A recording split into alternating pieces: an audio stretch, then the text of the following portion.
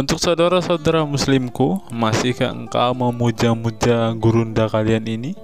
Masihkah engkau akan meninggi-ninggikan, bahkan mengatakan Zuma adalah seorang yang cerdas? Simak video ini sampai selesai dan silahkan murtad.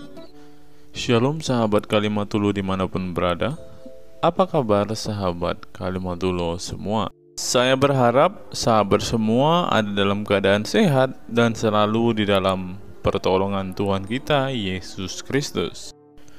Terus dukung perkembangan channel ini dengan cara like, komen, dan subscribe.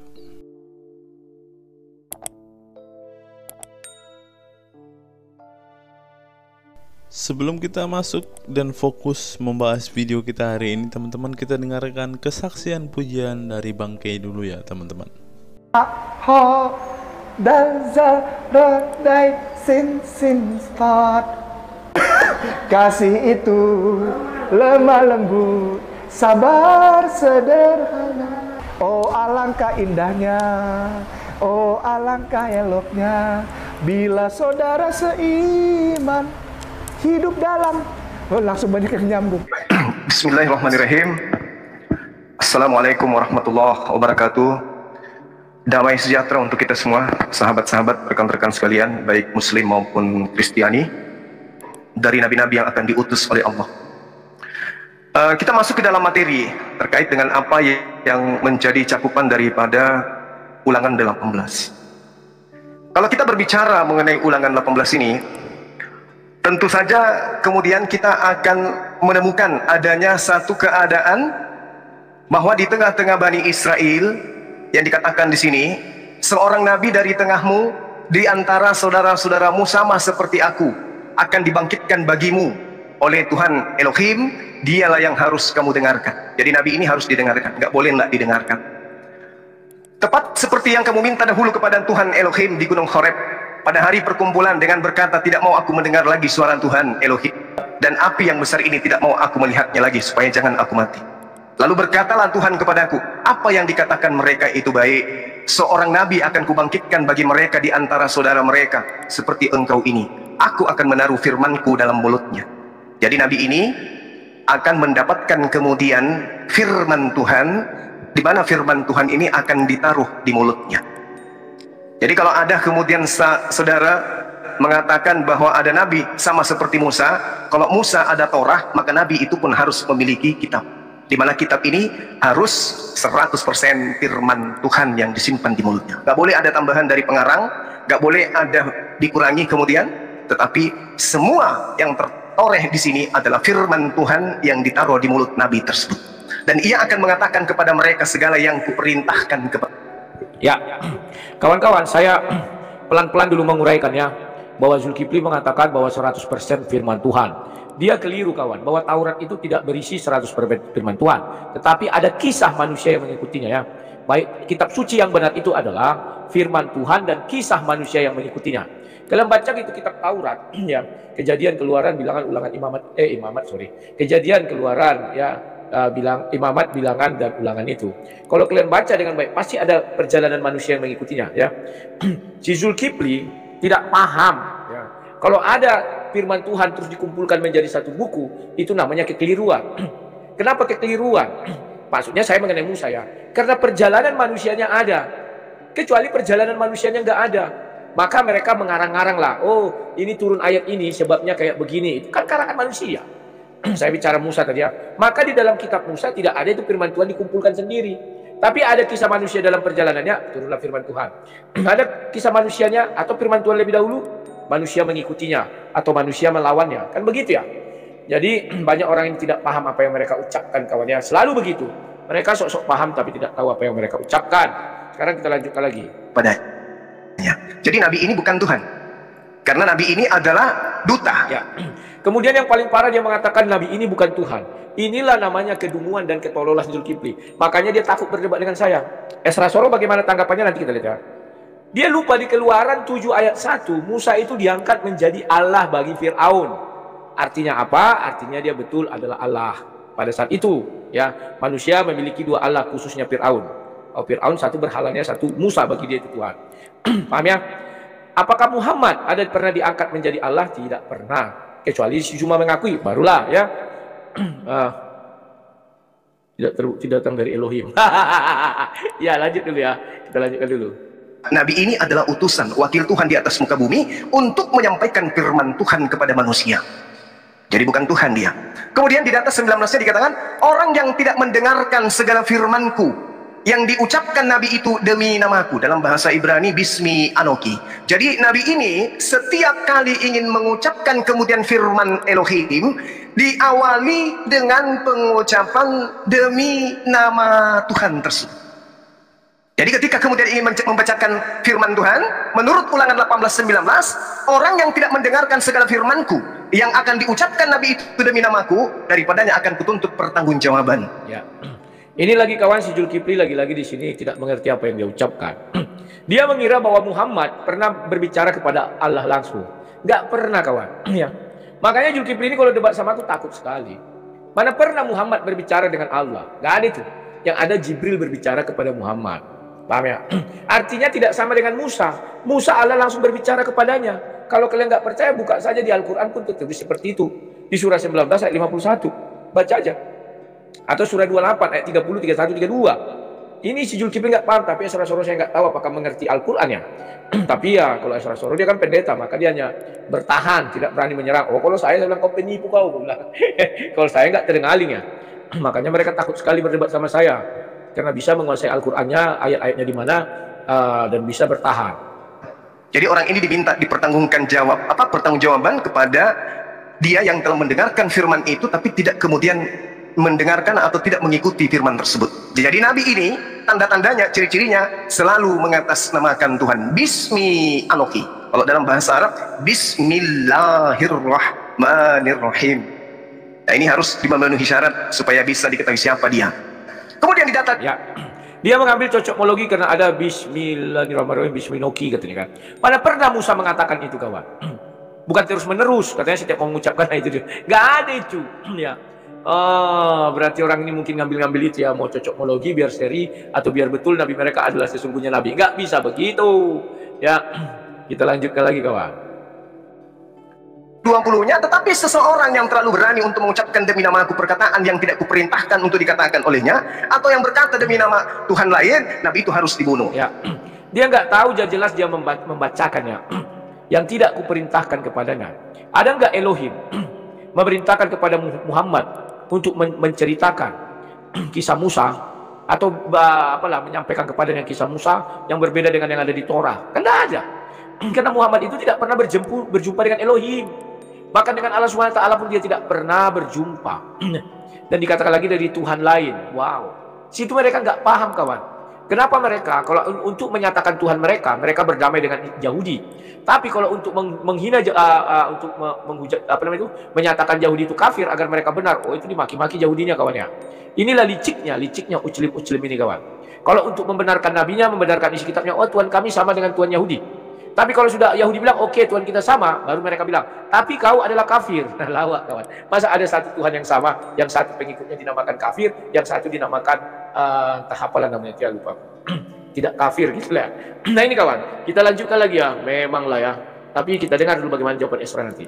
Jadi ini ada sangkut pautnya kemudian, ucapan-ucapan orang yang bukan Nabi, mengatasnamakan Tuhan, dan Nabi itu harus mati. Nabi di sini adalah orang yang mengaku menerima wahyu, orang yang mengaku mendapatkan penglihatan, orang yang mengaku mendapat bisikan roh kebenaran. Ya, di sini dikatakan orang yang menerima wahyu. Kita baca Yeremia 23 kawan. Aku tidak pernah memerintahkan sesuatu kepadanya. Itu ciri-ciri Nabi palsu. Yeremia berkata demikian. Apakah Tuhan pernah memerintahkan sesuatu kepada Musa? Pernah. Dengan berbicara langsung. Tapi Nabi mereka, apakah Tuhan pernah berfirman langsung? Perlu dipertanyakan. Tidak pernah. Karena mereka mengakui seluruh Al-Quran itu dibawa oleh Jibril. Paham ya? Justru hadis yang di dalamnya Muhammad pernah berbicara langsung dengan Allah di Sidratul Muntaha. Tapi kita kan kebenarannya tidak paham. Karena tidak ada saksi. Ya. Itulah yang maunya siapa berdebat dengan saya. Ya kemarin dan Sinandar kan sudah dengan si Ustadz Wafi. Ya. Bagaimana kau mau naik ke sana? Orang gelap-gelap. Ada yang melihat. Oh ya kami lihat. Nabi melihat orang di bawah. Memang pakai lampu senter kan gitu kawan ya. Ya kita lanjutkan lagi kawan. Kalau sama saya gini cara si Zulkifli berdiskusi, kubal balilah kawan. Di data 21-nya diterangkan, jika sekiranya kamu berkata dalam hatimu, bagaimanakah kami mengetahui perkataan yang tidak difirmankan Tuhan? Tanda-tandanya, kata Ulangan 18:22, apabila seorang nabi berkata demi nama Tuhan, perkataannya itu tidak terjadi dan tidak sampai, maka itulah perkataan yang tidak difirmankan Tuhan. Dengan terlalu berani nabi itu telah mengatakannya, maka jangan gentar kepadanya.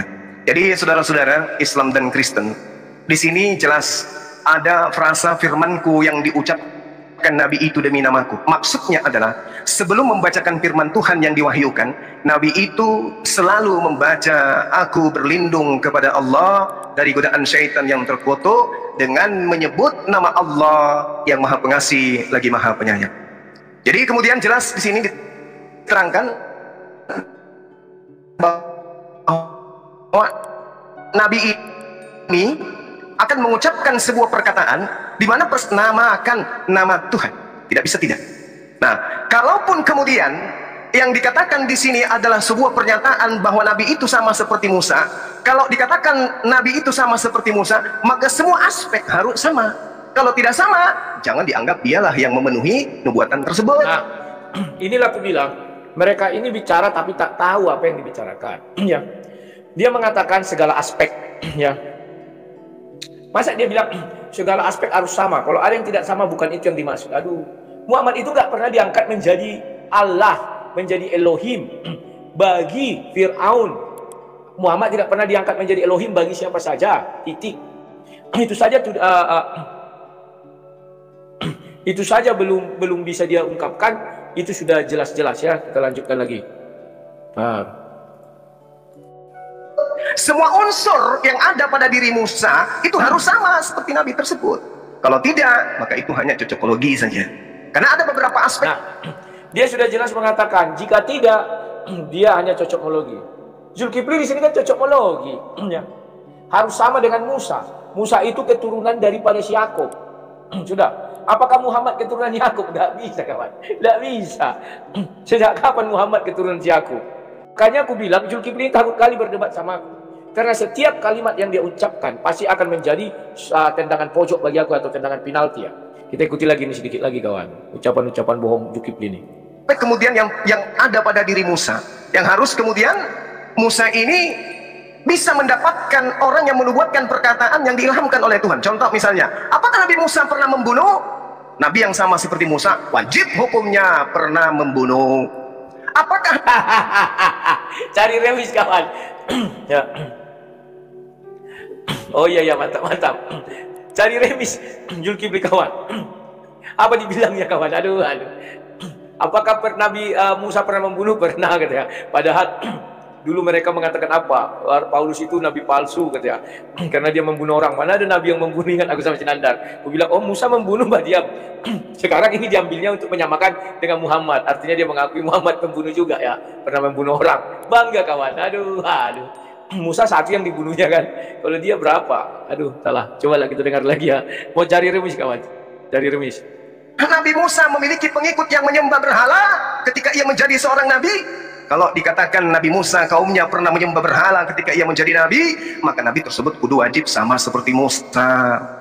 Kalau kemudian Nabi Musa mengalahkan musuh-musuhnya pada saat dia kemudian menjadi nabi di tengah-tengah umatnya, menjadi pemenang pada masanya, maka nabi yang sama seperti Musa pun kudu wajib memenangkan peperangan. Jika Musa kemudian tidak memiliki pengikut yang berkhianat pada dirinya, maka nabi yang sama seperti dirinya pun wajib hukumnya tidak memiliki pengikut yang berkhianat. Ya. Dia mau menjauhkan Yesus dari ciri-ciri Musa kawan. Yesus kan tidak membunuh. Yesus kan ada muridnya berkhianat. Siapa bilang Muhammad murid pengikutnya tidak ada berkhianat ya? Bahkan orang yang disuruh dia, hadisnya ada kan, disuruh pergi berobat. Setelah sembuh dibunuhnya yang tempat berobat yang minum kencing onta itu. Kan itu berkhianatan namanya itu kawan. Belum lagi yang lain-lainnya. Kalau Musa, apakah ada pengkhianat? Oh ada, pengikut-pengikutnya kan berkhianat sama dia. Sudah disuruh menyembah Tuhan, mereka menyembah patung. Dikira si Zulkifli ini pengkhianatan itu, misalnya orang dia apa langsung berkhianat ya.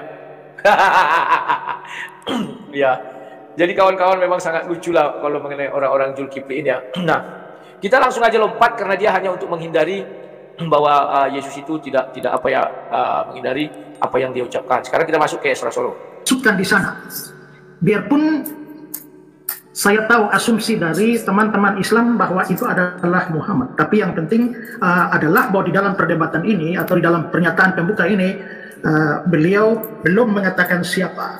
Ya. Nah, sekarang saya mau menunjukkan bahwa seperti yang dipercaya oleh Kristen bahwa kalau misalnya tadi belum dikatakan siapa Nabi itu, saya mau menyatakan siapa Nabi itu. Nah, saya percaya bahwa Nabi itu merujuk kepada Yesus Kristus. Sebentar Pak Esra, sebentar, timer tolong di hold dulu. 5 menit sebenarnya, ini 10 menit tadi timer. Sebentar Pak Esra, kalau beta sih pikir itu red herring sih. Beta lebih berpikir Pak Esra menanggapi 3 poin yang beta sampaikan tadi di 3 argumennya Pak Suma. Kalau Pak Esra malah melompat menyebutkan siapa, membuat siapa yang dinubuatkan dan ulangi, itu malah tidak menyentuh poin-poinnya Pak Suma. Beta ingin Pak Esra langsung argu ke argumennya Pak Suma. Kalau itu menurut beta sih red herring. Ya, tapi kan debatnya kan tentang siapa. Betul, siapa? Betul tentang siapa. Maksud beta, tapi itu kalau Pak Esra membuat argumen yang baru, maka ini akan malah akan membuat argumen lain lagi. Jadi nanti Pak Suma akan sibuk untuk membantah Pak Esra lagi. Padahal Pak Esra harus membantah Pak Suma dulu di sini. Nanti kalau di babak berikut, misalnya Pak Esra pernyataan pembuka boleh. Itu sampaikan itu pada siapa, misalnya pada Yesus boleh. Nanti gilirannya Pak Suma yang akan membantah itu. Gitu. Beta harap itu Pak Esra ikuti aturan yang sudah kita. Inilah enaknya kawan kalau moderatornya atau hakim garisnya itu orang Kristen. Tapi kalau Uclim hakim garisnya dia nggak tahu bagaimana berdiskusi yang baik. Yang ditabrak-tabrak aja, biarin aja. Kalau hakim garisnya orang Kristen itu paham. Dan ada istilahnya, setiap perkara kecil untuk perkara besar. Maka sekalipun ini debat, debat kutu-kutu kumpret lah kita bilangnya. Nggak di televisi tapi di YouTube ini. Tapi tetap mereka menganggap serius kalau apa yang sudah disepakati tidak boleh dilanggar. Bang Zuma bisa bicara kan gitu. Kita lanjut kawan, dari iklan. Nah, masalahnya teks itu tidak mengatakan soal kitab, tapi soal firman ada di mulutnya. Lalu apa dasarnya menyimpulkan bahwa firman di situ harus kitab? Lalu yang kedua adalah kalau dikatakan bahwa Nabi itu berbicara demi nama Tuhan. Nah, istilah demi nama Tuhan itu apakah itu hanya bisa terjadi kalau itu keluar kata-kata verbal bahwa demi nama Tuhan, dari mulutnya kata-kata seperti itu, atau makna demi nama Tuhan itu mempunyai makna yang lain? Ya, lihat kawan, pertanyaan pertama dari Esra. Di situ kan firman, apakah berupa kitab?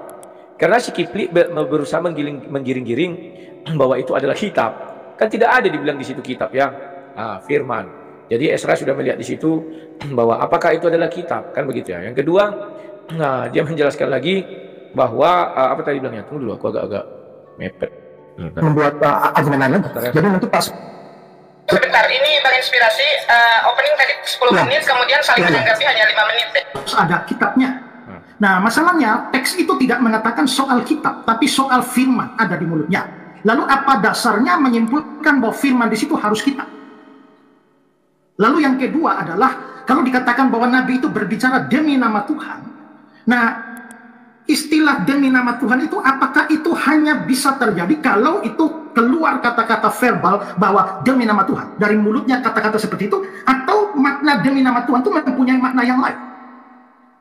Lalu yang ketiga itu adalah ketika dikatakan bahwa Nabi itu seperti Musa, maka semua aspeknya harus sama seperti Musa. Saya kira mungkin Pak Suma ini perlu belajar masalah apa yang disebut sebagai sebuah perbandingan, bahwa apakah memang sebuah perbandingan itu harus berarti semua aspek di dalamnya. Nah, sekarang kalau diartikan semua aspek di dalamnya, Musa pernah membunuh, ya, apakah Musa pernah membunuh berarti Nabi itu harus juga harus pernah membunuh. Musa itu pengikutnya pernah menjadi penyembah berhala, itu berarti bahwa Nabi itu harus pengikutnya juga pernah menyembah berhala. Musa kalahkan musuh-musuhnya, dan karena itu Nabi itu harus mengalahkan musuh-musuhnya. Musa tidak punya pengikut yang berkhianat, maka Nabi itu juga harus tidak punya musuh yang berkhianat. Musa dilahirkan dari ayah dan ibu, maka Nabi itu harus mempunyai ayah dan ibu. Musa diperintahkan rebut suatu daerah, maka Nabi itu harus pernah memerintahkan perebutan satu daerah. Musa tidak dituhankan, maka Nabi itu tidak dituhankan. Pertanyaan saya adalah atas dasar apa sehingga kesamaan semacam ini diambil? Coba tunjukkan dari teks itu bahwa kesamaan semacam itu yang dimaksudkan, dan itu berarti ya. Perhatikan kalian kawan-kawan baik-baik ya. Pak Esra meminta dari teks itu, ya. Artinya ada teks ayat Alkitab itu, mana di situ mencerminkan harus syarat-syarat yang dikasih si Zulkifli. Ya nggak bisa lah ditunjukkan si Zulkifli. Zulkifli membuat syarat-syarat itu kan untuk membenarkan kenabian Muhammad. Bukan dia bicara kebenaran, tapi pembenaran. Inilah oonnya atau bodohnya pendebat-pendebat Muslim. Makanya setiap saya berdebat sama mereka, kau tahu nggak apa yang kau ucapkan? Saya bilang. Mereka nggak tahu, kawan. Kita lanjutkan lagi. Merujuk kepada semua aspek. Dasarnya apa? Silakan.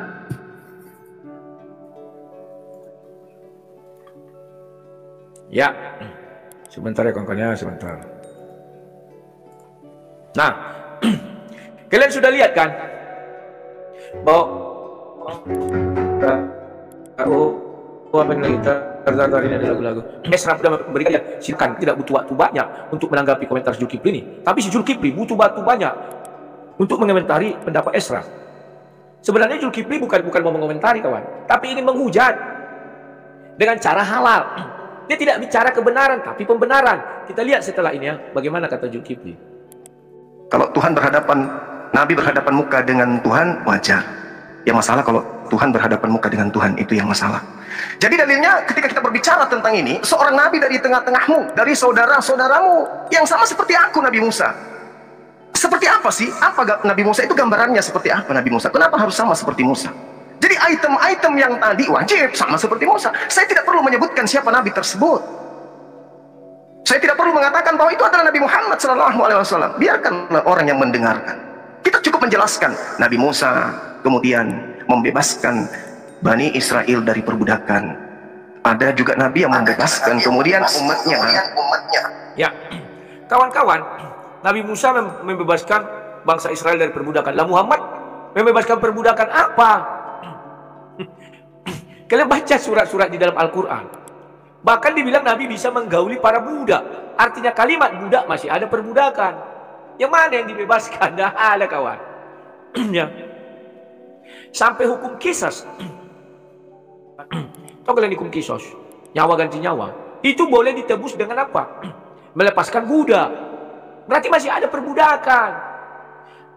Dia nggak tahu apa yang dia ucapkan, kawannya. Tapi ya begitulah. Dia hanya modal congor besar, suara jelas karena mic bagus, dibilang orang-orang itu hebat. Apa hebatnya ini? Gak ada. Sama saya berdiskusi kayak gini habislah. Aduh, lanjut. Dari tekanan-tekanan orang-orang jahiliyah. Ada orang jahiliyah itu menyembah kepada sesamanya makhluk. Ini yang dihapuskan oleh Nabi Musa. Lalu kemudian Nabi yang sama dengan dirinya pun akan menghapuskan hal yang sama. Bukan justru Nabi itu yang dituhankan. Karena Nabi Musa tidak dituhankan. Ya, inilah si Zulkifli gak tahu. Nabi Musa tidak dituhankan, katanya. Kau baca Keluaran 7 ayat 1, Musa dituhankan. Nabinya namanya si Harun. Pak Esra Sorong gak mau menyerang dari situ. Kalau aku kubal-bali Zulkifli ini. Begitu kubukakan dia adalah Allah bagi Fir'aun, artinya semua dalil Zulkifli itu gagal total. Tidak bisa dibawa ke pertandingan. Ya, nggak bisa. Makanya kalau aku berhadapan dengan Sinandar kemarin waktu mengenai bahasa Yunani itu kan, aku bilang, Waraka bin Naufal. Ya. Di dalam hadis dikatakan menulis Injil dalam bahasa Arab dan bahasa Ibrani. Mana dikatakan di situ bahasa Yunani? Apa jawab Sinandar? Kalau sudah bisa bahasa Ibrani, pastilah bisa bahasa Yunani. Dalil dari mana itu ku bilang? Gak ada dalil seperti itu, pembuktiannya pun tidak bisa. Paham tak? Kecuali dia bilang bisa bahasa Indonesia, bisa bahasa Malaysia, Melayu. Ya, karena mirip kali. Oke, itu pun tidak bisa, logatnya banyak yang nggak sama. Tapi dari mana dalil kau? Saya bilang, kalau di pengadilan kau sudah nggak diterima, dalilmu dibuang, nggak berlaku, aku bilang. Nah, hal-hal beginilah kawan. Namus itu artinya hukum. Bahasa apa itu? Bilang.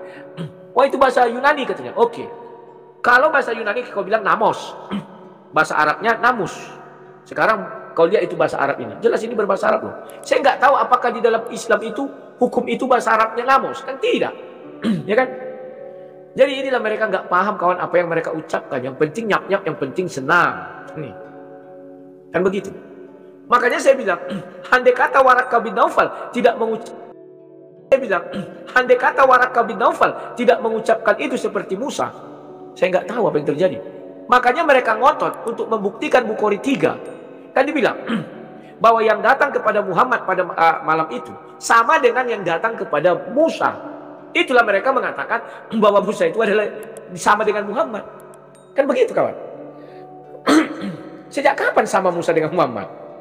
Muhammad tidak bisa dilihat wajahnya. Musa bisa. Ketika murid Yesus melihat Yesus, Elia dan Musa, mereka tahu itu Musa. Muhammad bisa gak hadir setelah mati? Gak bisa. Gak bisa kan? Di mana tertulis di buku mana bahwa Muhammad pernah hadir dalam wujud cahaya atau apa? Gak ada, kawan.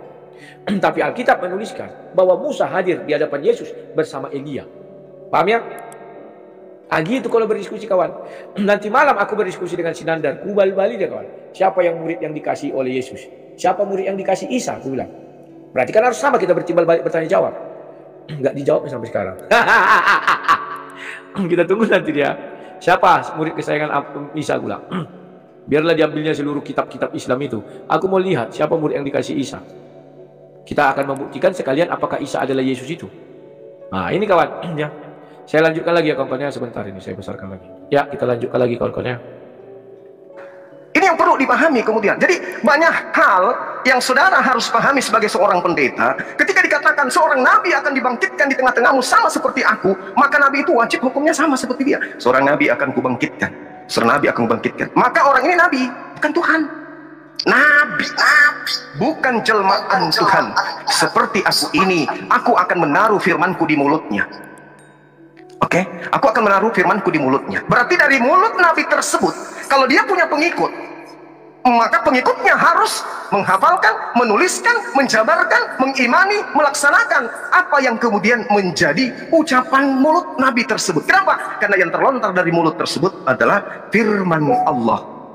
Jadi yang terlontar di dalam mulut nabi tersebut adalah firman Allah. Maka yang menjadi cakupan pada kaumnya adalah apa yang terlontar dari mulut nabi tersebut, bukan mulut orang-orang lain yang melakukan penelitian. Nah ini yang perlu dipahami. Karena di situ jelas. Ada lagi? Oke, Pak Sumar, mohon di hold sebentar, waktunya tolong ditahan. Tadi maksudnya Pak Esra adalah tolong diminta dasar bagaimana perbandingan itu harus sama semua. Apa dasarnya? Kenapa perbandingan harus sama semua? Perbandingan atau analogi itu harus sama. Misalnya antara saya dan Pak Sumar kan bisa dianalogikan juga, sama-sama punya dua mata, dua gini. Tapi ada aspek yang tidak sama, itu disebut analogi. Nah, pertanyaan Pak Esra, kenapa analogi itu aspeknya semua harus sama? Kenapa atau perbandingan itu kenapa semua aspek harus sama? Itu dasarnya apa? Itu yang diminta Pak Esra tadi itu. Itu mungkin bisa dielaborasi lebih jauh. Silakan. Karena Tuhan sendiri yang mengatakan, aku akan membangkitkan seorang nabi yang sama seperti engkau ini, Musa. 1. Aku akan menaruh firmanku di mulutnya. 2. Dia akan mengatakan segala. Ya, inilah bodohnya si Zulkifli ini, kawan. Bodoh. Ya.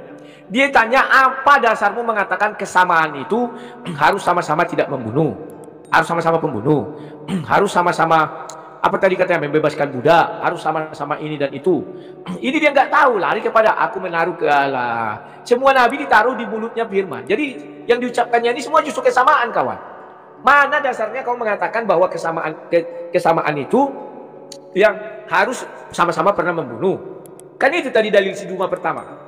Zuma ini nggak tahu yang diucapkan, penting suaranya kedengaran keras, dia hebat, ya kan? Karena ada kalimat katanya seperti, dia menafsirkan ke arah sana. Padahal kalau seperti mata dua, hidung dua kan bisa. Bagaimana kalau dibilang dia nggak buta huruf? Memang Musa buta huruf? Kan tidak. Musa kan menulis buku, menulis kitab. Memang Muhammad ada menulis kitab? Kan tidak ada, kawan. Cuman memang panelisnya, moderatornya dengan Esra kan tidak mau bermain ofensif, hanya defensif. Karena mereka takut masuk penjara. Maka si Zuma suka-sukanya bicara, kawan. Kalau kayak saya bilang, wah berarti Bang Zuma Muhammad bisa baca tulis dong. Kan pernah saya bentak si Zuma karena dia mengatakan Muhammad tidak bisa baca tulisnya. Diam kau bilang, kau jangan menghina Rasulullah, bilang sallallahu alaihi wasallam.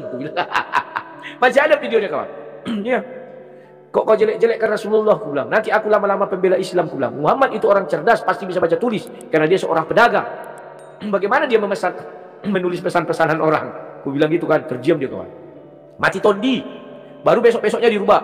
Maaf ya, saya ralat bahwa dia tidak bisa baca tulis bahasa Ibrani. Padahal tidak ada dibilang di situ bahasa Ibrani. Serba salah dia, kawan. Aduh. Zuma itu udah pernah kusikat gara-gara mengatakan Muhammad itu buta huruf. Saya nggak setuju, saya bilang. Gila nggak? Saya berani mengatakan Muhammad itu bisa baca tulis. Hadisnya banyak kok mengatakan itu. Tapi mereka mengapa mengutuki Muhammad ini buta huruf? Sampai hari ini saya nggak masuk akal saya. Hanya gara-gara agar dikatakan Al-Quran itu tidak dibaca Muhammad dari kitab-kitab orang lain. Masa hanya gara-gara itu rela mereka menghujat Muhammad itu buta huruf dan mengatakan cerdas? Standar akademis, dasar untuk dikatakan cerdas harus bisa baca tulis. listakung, apa ya? Kalistakung, apa listakung? Baca, tulis dan berhitung, itu dasar orang dikatakan pintar. Kalau kau tidak bisa baca tulis, bagaimana kau mau dikatakan pintar? Gak bisa. Kalau kau tidak bisa berhitung, bagaimana kau mau dikatakan pintar? Tapi mereka berani menghujat Muhammad tidak tahu baca tulis alias buta huruf. Ngeri kawan, ngeri. Ngeri. Ya. Nah itu. Ini apa lagi nih? P. Siapanya? Aku. Oh, RE. Ya. Kawan-kawan kita lanjutkan lagi ya. Yang kuperintahkan kepadanya. Berarti ada aspek hukum-hukum, aturan-aturan, perintah-perintah, ketentuan-ketentuan, ketetapan-ketetapan, selaksana sebuah hukum-hukum, seperti Nabi Musa kemudian mengajarkan syariat, perintah, ketentuan, ketetapan, hukum-hukum kepada Bani Israel umatnya. Maka Nabi yang sama seperti Musa, wajib hukumnya mengajarkan ketetapan, hukum-hukum, perintah-perintah Tuhan. 3 aspek ini yang harus dipenuhi, minimal. Ya. 3 aspek ini yang harus dipenuhi minimal. Memang orang ini kepalanya isinya kotoran. Di awal pembukaan bukan itu dibilangnya. Musa membunuh, Muhammad membunuh. Kan itu dibilangnya. Makanya dibilang apa? Kau bilang Muhammad menikah, Musa menikah. Kan itu tadi lah. Dia tidak diangkat Tuhan. Ini diangkat. Sekarang dirubahnya kan. Memang gak ada isi kepalanya kotoran kawan. Tapi oleh para pengikutnya dibilang dia gurunda hebat. Hebat dari mana? Hanya modal suara besar, mic bagus, dibilang hebat. Aduh. Untung dia gak berdebat sama saya. Kalau berdebat sama saya, aduh. Semua ucapan dia, ku potong itu semua. Ku gunting kecil-kecil. Ya. Dan ada yang bisa dibuktikannya. Ulangan 18 ayat 18 itu untuk Muhammad. Tidak ada kawan. Dari segi apapun tidak ada. Ya. Nah ini, biar kalian paham. Tapi ya itu lagi. Dia adalah orang yang beruntung. Karena di antara orang goblok, dialah gobloknya lebih tinggi. Makanya dianggap dia pintar. Tapi kalau di antara akademisi, dia dianggap manusia paling goblok. Apa yang diucapkannya ditanya Esra, apa dasarmu mengatakan harus sama seperti itu? Ngomong ngalor ngidul ke sana kemarin tidak ada dasarnya. Sekarang jadi 3. Tadi banyak. Oh sama-sama Musa pernah membunuh orang.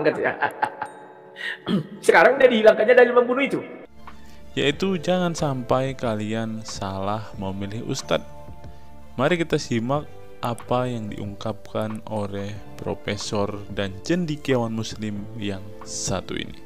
Kita kutip dalil liputan 6 teman-teman. Quraisy Shihab mengatakan, tolong jangan pilih ustadz yang suka memaki. Kiai Haji Quraisy Shihab ibaratkan begini. Nah teman-teman, ternyata ada juga ustadz-ustadz yang suka memaki-maki teman-teman.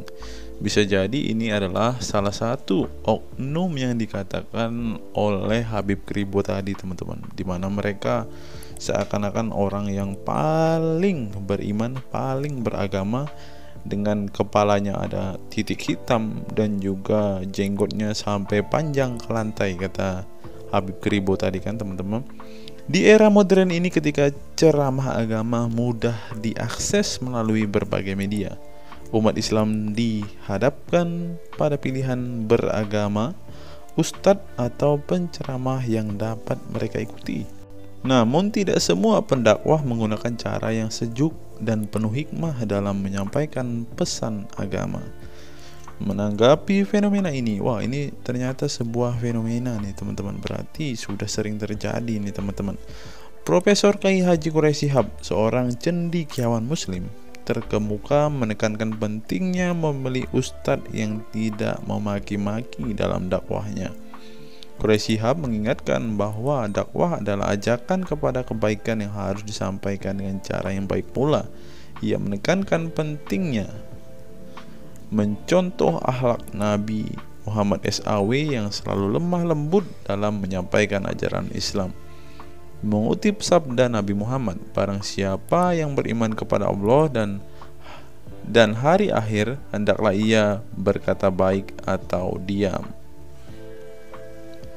Ayahanda presenter Naswa Shihab menegaskan bahwa ini adalah pedoman penting bagi para pendakwah. Kata-kata yang baik dan penuh hikmah lebih efektif dalam menyentuh hati dan menggerakkan orang untuk berubah ke arah yang lebih baik. Dalam dakwah, seringkali ditemukan penceramah yang menggunakan kata-kata yang keras dengan alasan untuk menegur atau mengingatkan umat. Namun, Profesor Quraisy Shihab mengingatkan bahwa cara ini justru bisa menimbulkan antipati dan menjauhkan orang dari ajaran agama Islam yang seharusnya penuh kasih sayang dan rahmat. Menukil Islam.co, Quraisy Shihab menjelaskan hal yang menarik ketika ditanya seseorang terkait kriteria ustadz yang tepat untuk dijadikan panutan atau sebagai penceramah. Mantan rektor lain, sekarang UIN, Syarif Hidayatullah Jakarta, ini menjelaskan dengan penuh kasih ibarat seorang bapak menasihati anaknya.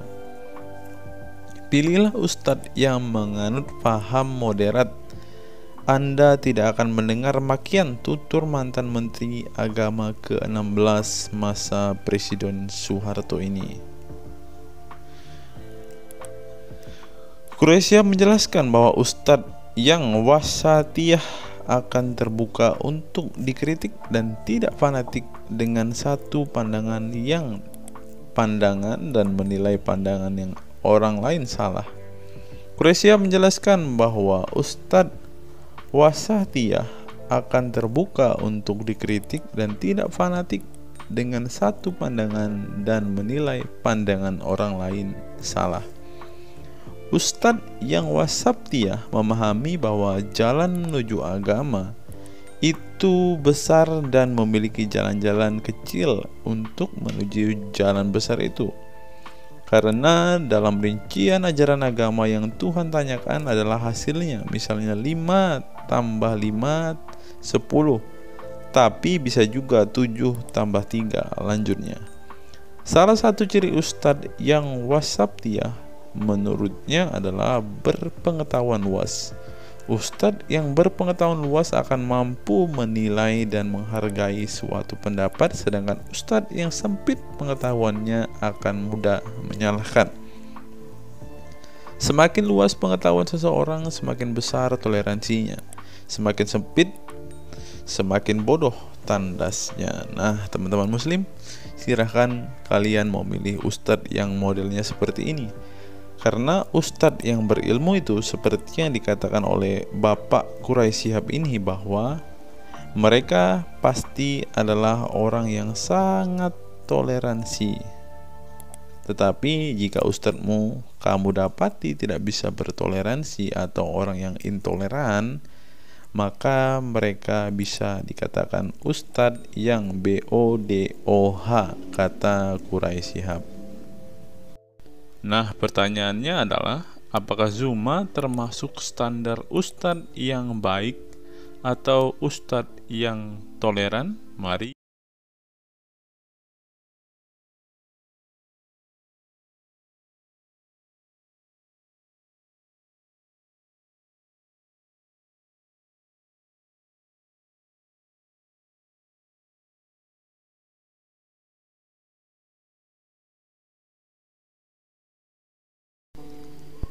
Google, mengapa Rasulullah disebut sebagai nabi penutup? Apa alasannya? Alasannya mengapa Nabi SAW disebut Rasul terakhir adalah karena Allah SWT telah menunjukkan langsung sebagai penutup para nabi dan rasul. Hal ini tercantum dalam Al-Quran yang merupakan firman Allah. Di sini dituliskan, mengapa Muhammad atau Nabi SAW disebut Nabi terakhir? Mari kita baca ya. Katamul Anbiya merupakan salah satu julukan Nabi Muhammad yang berarti penutup para nabi, sesuai dengan firman Allah SAW dalam surat Al-Ashab ayat 40 yang berbunyi, artinya Muhammad itu sekali-sekali bukanlah bapak dari seorang laki-laki di antara kamu, tetapi dia adalah Rasul Allah dan penutup nabi-nabi, dan adalah Allah Maha mengetahui segala sesuatu. Nabi Muhammad SAW merupakan nabi terakhir yang Allah utus untuk menyempurnakan agama-agama sebelumnya. Al-Quran merupakan kitab Allah yang menyempurnakan kitab-kitab sebelumnya, sehingga tidak perlu ada kitab lain karena Al-Quran merupakan kitab Allah yang menyempurnakan kitab-kitab sebelumnya sehingga tidak perlu ada kitab lain karena Al-Quran sebagai kitab terakhir. Maka dapat diartikan bahwa tidak ada lagi nabi setelah Nabi Muhammad SAW. Nabi Muhammad SAW sebagai nabi terakhir juga didukung dengan dalil lainnya, yaitu surat Al-Sab 61 ayat 6. Dan ingatlah ketika Isa bin Maryam berkata, "Hai Bani Israel, sesungguhnya aku adalah utusan Allah kepadamu, membenarkan kitab sebelumku, yaitu Taurat, yang memberikan kabar gembira dengan datangnya seorang rasul yang akan datang sesudahku yang namanya Ahmad dalam tanda kurung Muhammad." Menurut Syekh Al-Zairi dalam kitab Al-Jawahir dan Al-Qalamiyah, alasan kenapa Nabi Muhammad SAW dijadikan nabi terakhir adalah hikmah terputusnya para nabi itu untuk menyeru umat manusia agar beribadah kepada Allah, menunjukkan mereka ke jalan yang lurus dalam urusan kehidupan duniawi dan ukrawi, memberitahu kepada mereka tentang hal-hal yang tidak dapat dicapai oleh penglihatan mereka, dan memberitahu keadaan yang pemikiran mereka belum sampai, dan menetapkan dalil yang meyakinkan serta menghilangkan syubhat keserupaan yang tidak benar. Adapun hubungan dakwah Nabi Muhammad SAW dengan nabi-nabi terdahulu ialah terbangun atas dasar sebagai penguat dan penyempurna dakwah nabi-nabi sebelumnya. Oleh karena itu, semua para nabi selalu dibangun atas dasar dua pondasi utama, yaitu akidah, syariat, dan akhlak. Dari segi kaidah, dari segi akidah, semua ajaran yang dibawa oleh para nabi, mulai dari Nabi Adam alaihissalam sampai Muhammad SAW, adalah sama. Tidak ada beda antara nabi satu dengan nabi yang lainnya. Semuanya mengajarkan keimanan terhadap keesaan Allah SWT, yaitu dengan membersihkan dari segala sifat yang tidak layak baginya, dan mengimani adanya hari kiamat serta adanya surga dan neraka.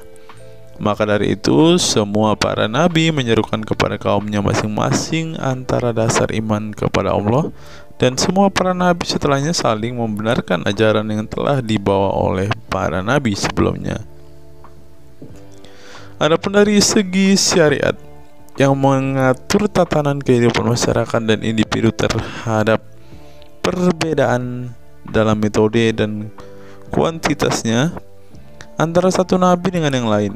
Hal itu disebabkan karena syariat tersebut dalam ranah pelaksanaan, bukan sebuah pengabaran seperti akidah. Perkembangan zaman dan perbedaan bangsa yang satu dengan bangsa yang lainnya turut mempengaruhi syariat mereka satu sama lain. Diutusnya satu nabi itu adalah khusus untuk umatnya pada waktu itu, bukan umum untuk semua manusia. Sebuah hukum syariat terbatas dalam ruang lingkup yang sempit sesuai dengan umatnya pada waktu itu secara khusus. Nah, dari bagian pertama ini kita mengetahui teman-teman mengapa Rasulullah ini dikatakan sebagai nabi penutup, karena Rasulullah juga mengajarkan kepada keesaan Allah, teman-teman. Nah, seperti yang terus di sini, semuanya mengajarkan keimanan terhadap keesaan Allah SWT, yaitu dengan membersihkan dari sifat segala yang tidak layak baginya dan mengimani adanya hari kiamat dan adanya surga dan neraka.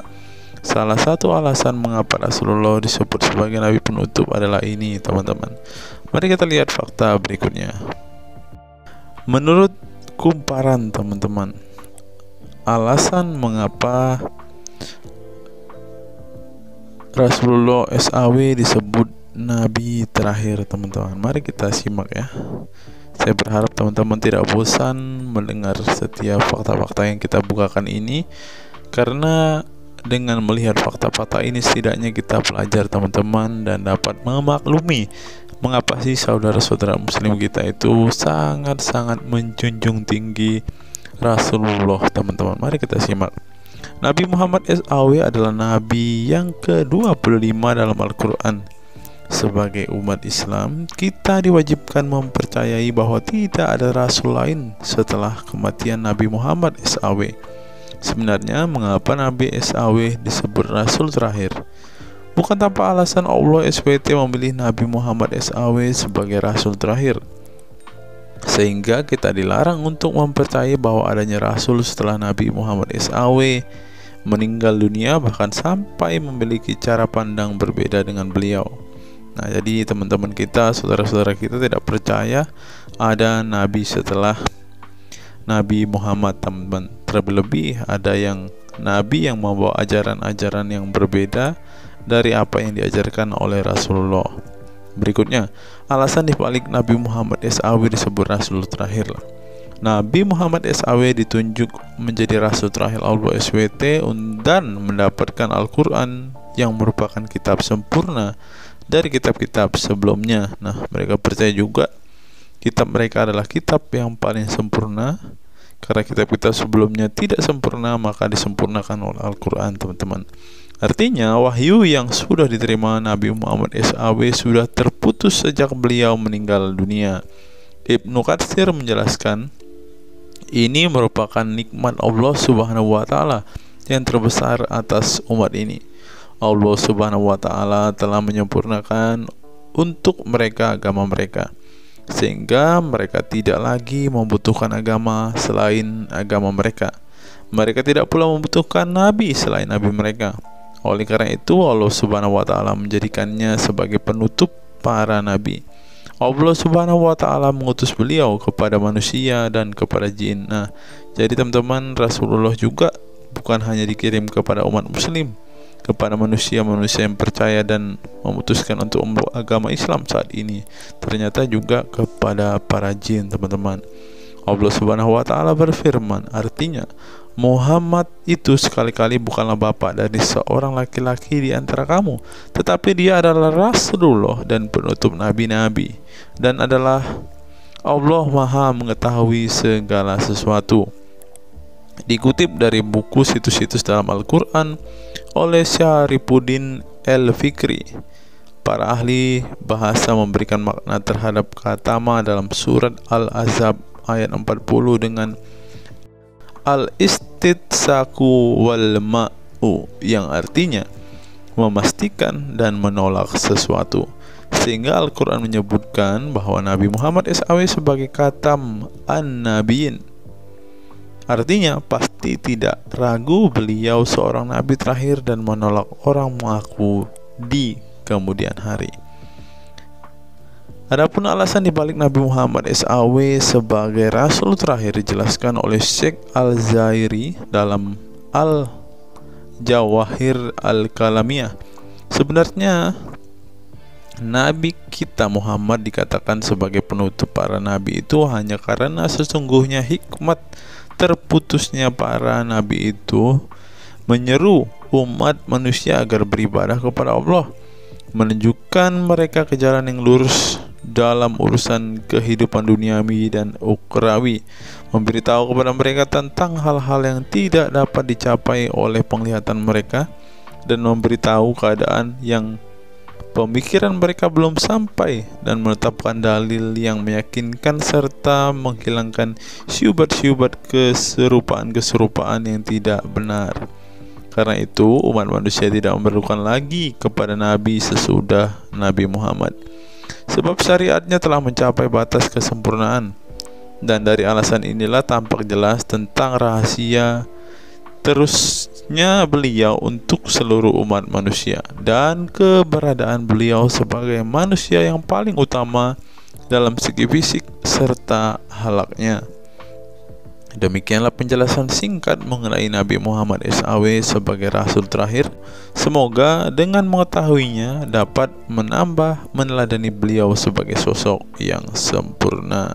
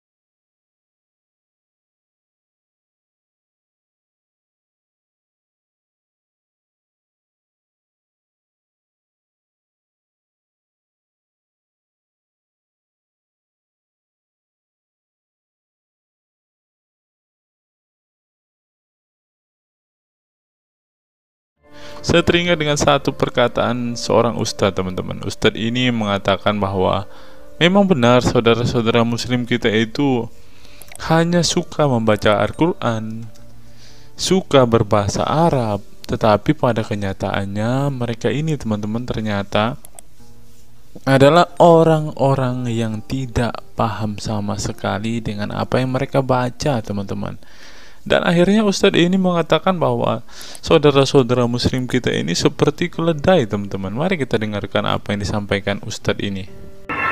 Kita bangga menghafal Al-Quran tapi tidak memahami Al-Quran.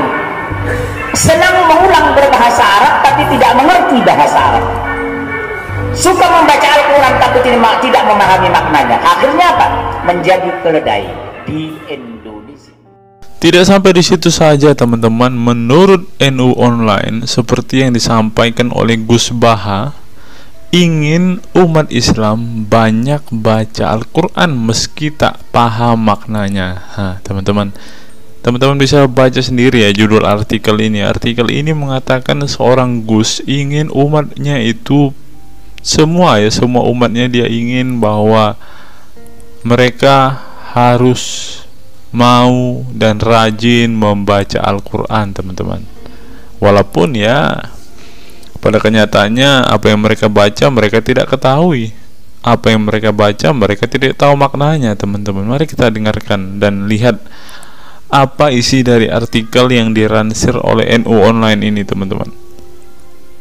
Jakarta, NU Online. Rais Syuriah Pengurus Besar Nahdlatul Ulama PBNU Kiai Haji Ahmad Bahaudin Nur Salim yang biasa dikenal dengan Gus Baha mengingatkan umat muslim atau umat Islam untuk memperbanyak membaca Al-Quran meski tidak memahami maknanya. Waduh, gak bahaya kah ini? Ustadznya mengatakan harus baca saja Al-Quran walaupun tidak paham. Wah, bisa-bisa umat Islam jadi keledai se-Indonesia nih, seperti yang dikatakan Ustadz yang barusan tadi. Karena semuanya disuruh baca, disuruh hafal, tidak peduli tahu atau tidak arti dan maknanya. Aduh, gimana ini, teman-teman? Sebagai kitab suci, Al-Quran harus lebih dekat dengan umat Islam. Cara mendekatinya bisa dengan mempelajari dan memahami kandungan Al-Quran atau membacanya.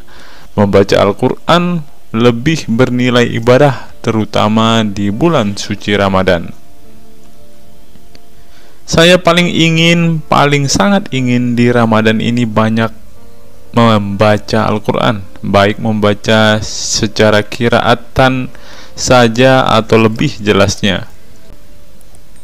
Sebagaimana dikutip NU Online dari akun YouTube Santri Gayeng, menurut Gus Baha, membaca Al-Quran tidak harus menunggu paham arti dan tafsirnya, sebab membaca Al-Quran dari huruf ke huruf sudah bernilai ibadah. Meskipun seorang yang membacanya itu tidak paham arti dan maknanya, terlebih ketika membaca dan kemudian menjadikan isi Al-Quran sebagai bimbingan hidup. Gus Baha mencoba melogikakan orang yang membaca Al-Quran tetapi tidak memahami maknanya. Ia menjelaskan ketika seseorang membaca Al-Quran dan tidak paham maknanya, maka seseorang itu hanya menyibukkan diri dengan kalamullah.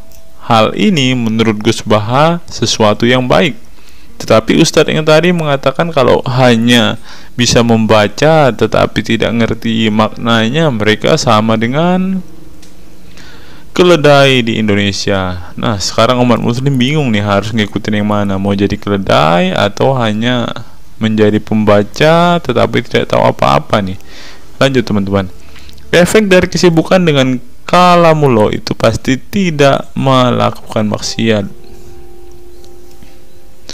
Tetapi kalau kita melihat ya, kalau ada satu contoh kasus yang terjadi di pesantren kemarin kan, teman-teman, di artikel yang kita baca sebelumnya, bahwa kejadian atau hal yang bersangkut paut dengan maksiat ini terjadi di dalam pondok pesantren, teman-teman. Bagaimana ini Gus Baha?